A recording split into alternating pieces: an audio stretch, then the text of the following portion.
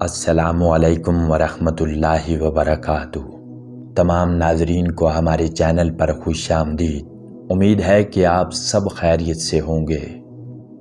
Video شروع کرنے سے پہلے ہمارے چینل کو سبسکرائب کریں، بیل آئیکن پر کلک کرنا مت بھولیے گا تاکہ ہماری امیزنگ ویڈیوز آپ تک پہنچتی رہیں۔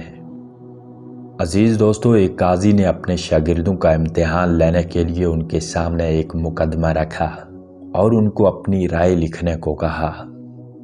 مقدمہ کچھ یوں تھا کہ ایک شخص کے گھر مہمان آئے، اس نے ان کی خاطر مدارت کی، اپنے ملازم کو دودھ لینے بھیجا تاکہ مہمانوں کے لیے کھیر بنائی جائے۔ ملازم دودھ کا برتن سر پر رکھے آ رہا تھا کہ اوپر سے ایک چیل گزری جس کے پنجوں میں سانپ تھا۔ سانپ کے منہ سے زہر کے قطرے نکلے جو دودھ میں جا گرے۔ مہمانوں نے کھیر کھائی تو سب ہلاک ہو گئے۔ اب اس کا قصوروار کون ہے؟ دوستو، پہلے شاگرد نے لکھا کہ غلطی ملازم کی ہے، اسے برتن ڈانپنا چاہیے تھا، لہٰذا مہمانوں کا قتل اس کے ذمہ ہے، اسے سخت سے سخت سزا دی جائے گی۔ قاضی نے کہا کہ یہ بات درست ہے کہ ملازم کو برتن ڈانپنا چاہیے تھا، لیکن یہ اتنا بڑا قصور نہیں کہ اسے موت کی سزا دی جائے۔ دوسرے شاگرد نے لکھا کہ اصل جرم گھر کے مالک کا ہے، اسے پہلے خود کھیر چکھنی چاہیے تھی، پھر مہمان کو پیش کرنی چاہیے تھی۔ قاضی نے اس کے جواب کو بھی مسترد کر دیا۔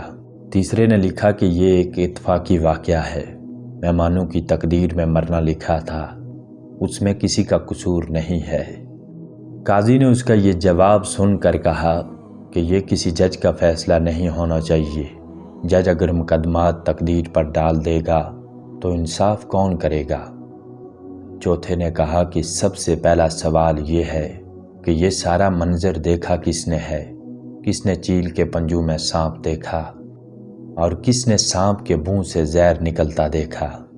اگر اس منظر کا گواہ ملازم ہے تو وہ مجرم ہے، اگر گواہ مالک ہے تو وہ مجرم ہے، اور اگر کوئی گواہ نہیں تو جس نے یہ کہانی بنائی ہے وہ قاتل ہے۔